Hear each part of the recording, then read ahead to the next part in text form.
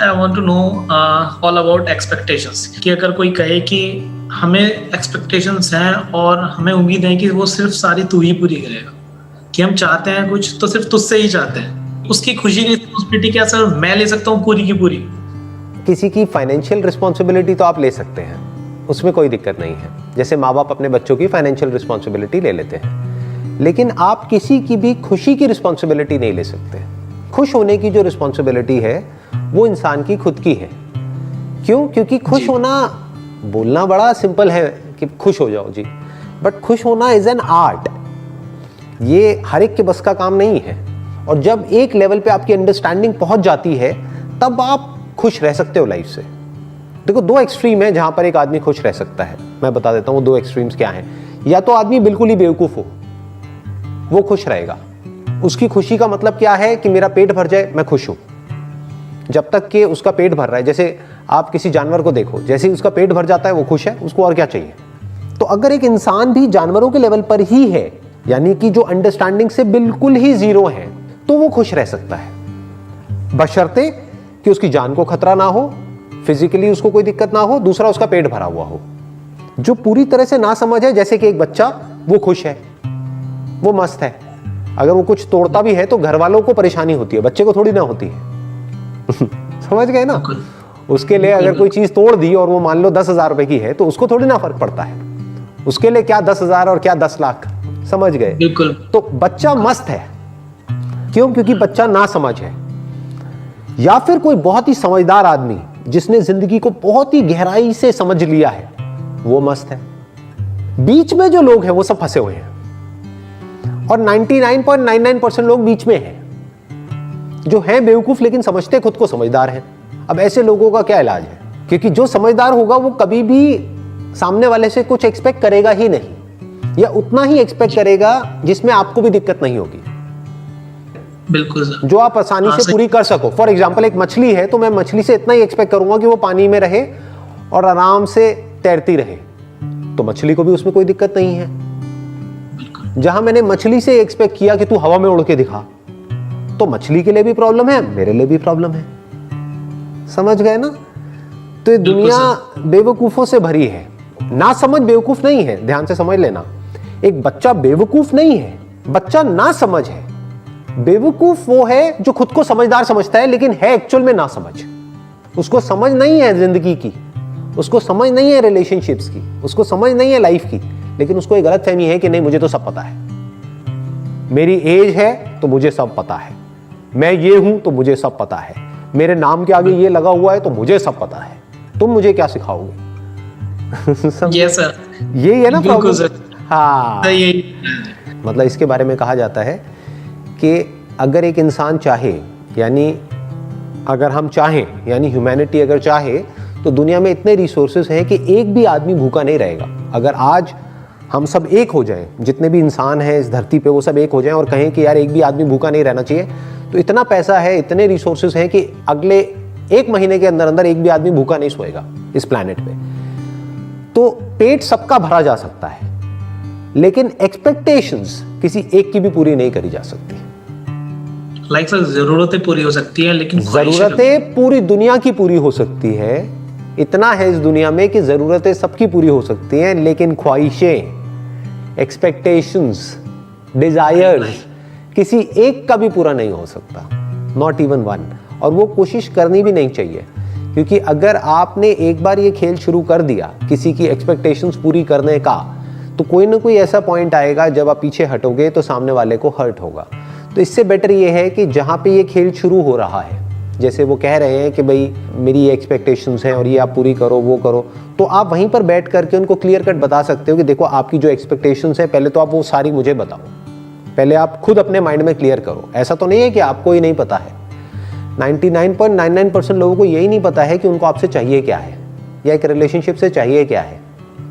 जैसे एक husband wife है, दोनों एक दूसरे से परेशान हैं, उनसे पूछो कि भाई तुम्हें ये क्लियर भी है कि तुम्हें सामने वाले से क्या चाहिए, क्योंकि अगर वो सब कुछ भी कर देगा तब भी कम पड़ जाएगा, क्योंकि तुम्हें पता ही नहीं है खुद कि तुम्हें उससे चाहिए क्या है। पहले तो तुम्हें ये क्लियर होना चाहिए, नंबर 1। नंबर 2, वो सामने वाले को बताओ। अब सामने वाला बताएगा कि मैं इसमें से क्या कर सकता हूं, क्या नहीं कर सकता। क्या मेरी कैपेसिटी में है, क्या नहीं है। अब सामने वाला आपसे एक्सपेक्ट कर रहा है कि भाई आप उसको प्राइवेट जेट में घुमाओ, आप कहोगे भाई मेरी इतनी औकात नहीं है, मैं प्राइवेट जेट कहाँ से घुमा दूंगा मैं, है ना, मुझे भी कोई कांड करना पड़ेगा और कुछ लोगों की तरह जो इंडिया छोड़ के भाग गए हैं, राइट। तो सामने वाला जब अपनी सारी एक्सपेक्टेशंस बताएगा एक एक करके, फिर आप उसको क्लियर बताओगे कि देखो जी पहले तो आप अपना माइंड मेकअप कर लो, यही एक्सपेक्टेशंस है आपको मेरे से, इसमें से 10 में से मैं ये 5 पूरी कर सकता हूँ, 5 नहीं कर सकता। आपको ठीक लगता है?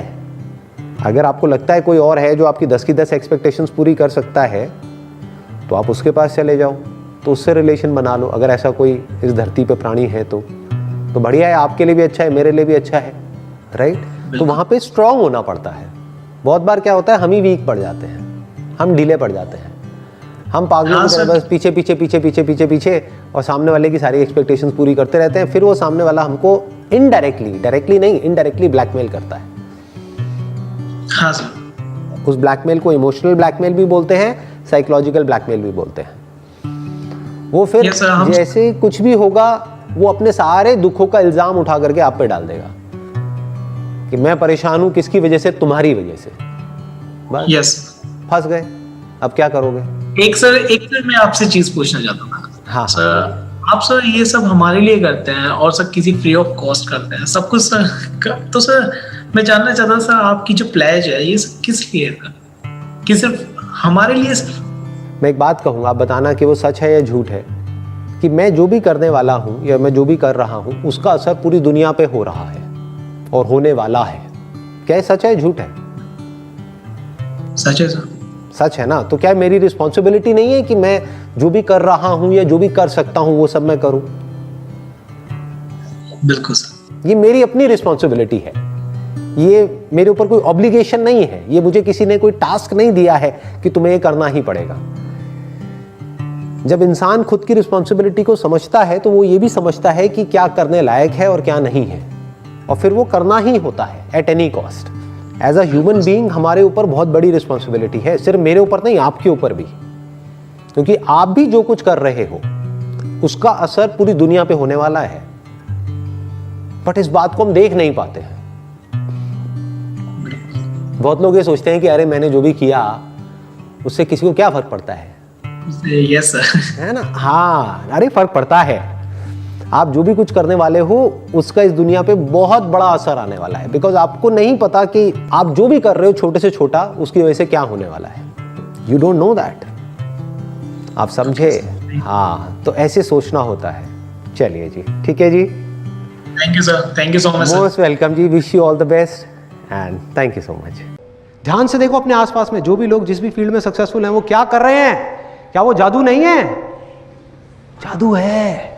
ए.आर. रहमान का म्यूजिक सुनो। कई बार हुआ है आप लोगों के साथ में, म्यूजिक सुन रहे हो, सुनते सुनते खो गए और बाहर आए, कहीं कमाल है यार, ये क्या है ये, इट्स प्योर मैजिक। मैजिक।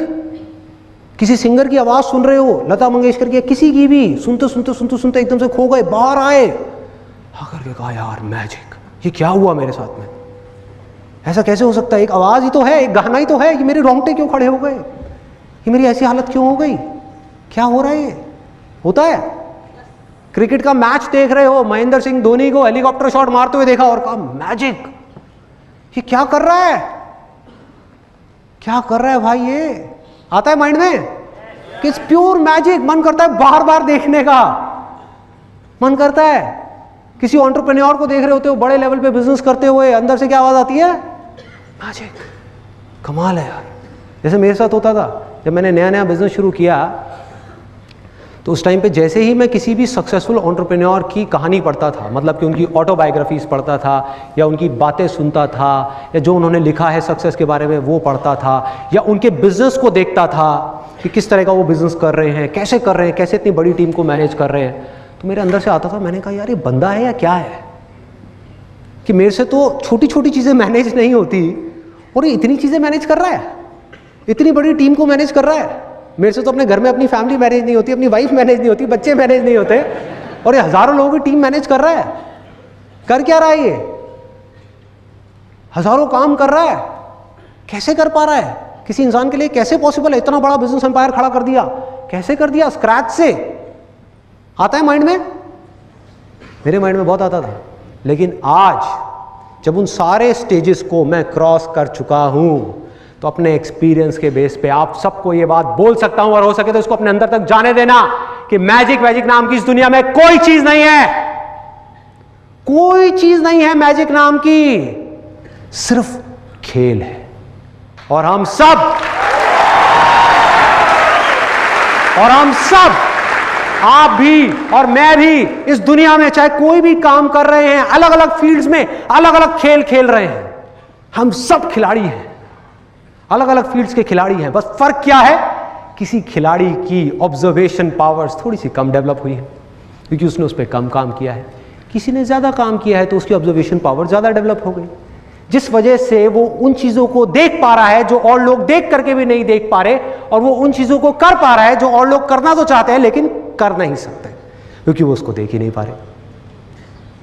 दूसरा फर्क क्या है, किसी खिलाड़ी की प्रैक्टिस थोड़ी सी कम है, किसी की ज्यादा है, किसी की बहुत ज्यादा है, और किसी की बहुत ज्यादा है, इतनी ज्यादा कि आप सपने में भी नहीं सोच सकते।